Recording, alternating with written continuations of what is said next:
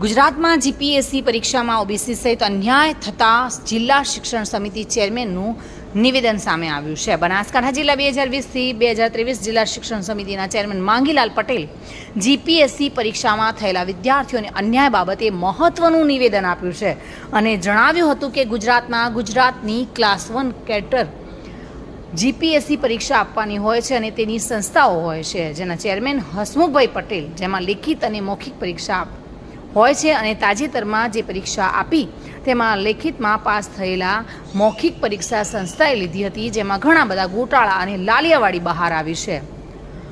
આવો જાણીશું શું કહી રહ્યા છે જિલ્લા શિક્ષણ સમિતિના ચેરમેન। ગુજરાત કેડરના અધિકારી બનાવવા માટે ગુજરાતમાં જીપીએસસી સંસ્થા હોય છે અને એ સંસ્થા લેખિત પણ પરીક્ષા લેતી હોય છે અને મૌખિક પણ પરીક્ષા લેતી હોય છે।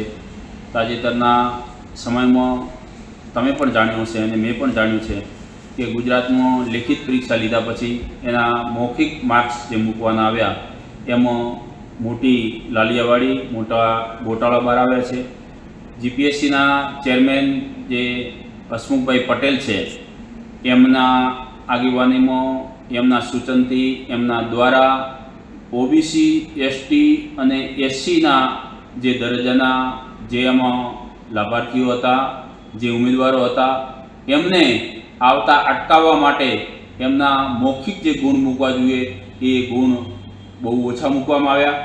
જ્યારે ઓપન કેટેગરી, જનરલ કેટેગરીમાં ચોક્કસ સમુદાય, પૂરેપૂરી ઓપન નહીં પણ ચોક્કસ સમુદાયને ઓછા લેખિત હોય તો પણ વધારે માર્ક્સ મૌખિક મૂકીને એમને કેન પ્રકારે જીપીએસસી ક્વોલિફાઈડ થાય એવા પ્રયત્નો કરવામાં આવે છે।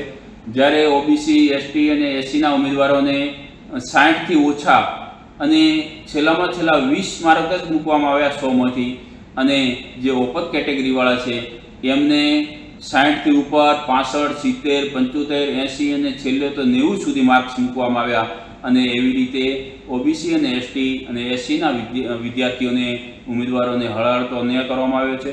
આવું પ્રકરણ, આવી લાલિયાવાડી ઘણા સમયથી ચાલે છે, પણ આ વખતે એનો અતિરિક્ત થયો છે અને અતિરિક્ત થવાથી એમની આખી વાત બહાર આવી છે। ત્યારે એ આંકડા સાથે પણ આપણા જે હરિભાઈ ચૌધરી, જે પૂર્વ જિલ્લા પંચાયતના ગાંધીનગરના પ્રમુખ હતા, એમને બધી વિગતવાર પણ વાત કરી છે, સમાચાર માધ્યમોમાં પણ વાત આવી છે।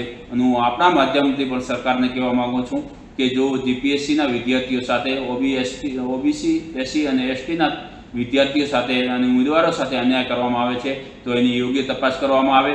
હસમુખભાઈ પટેલે જો કંઈ આમાં ગેરરીતિ કરી હોય તો એમને ઘર ભેગા કરવામાં આવે અને સારો એક મેસેજ આપી અને જે લોકો મહેનત કરે છે, જે ઉમેદવારો ખૂબ પ્રયત્ન, ઘણા બધી મહેનત કરીને જીપીએસસીની પરીક્ષા ક્વોલિફાઈડ કરતા હોય તો એમની સાથે ન્યાય કરવામાં આવે એવી સરકાર પાસે હું વિનંતી કરું છું, આહવાન કરું છું અને આગ્રહ કરું છું। મહેન્દ્ર ઓઝા સાથે bureau report, today Gujarati news.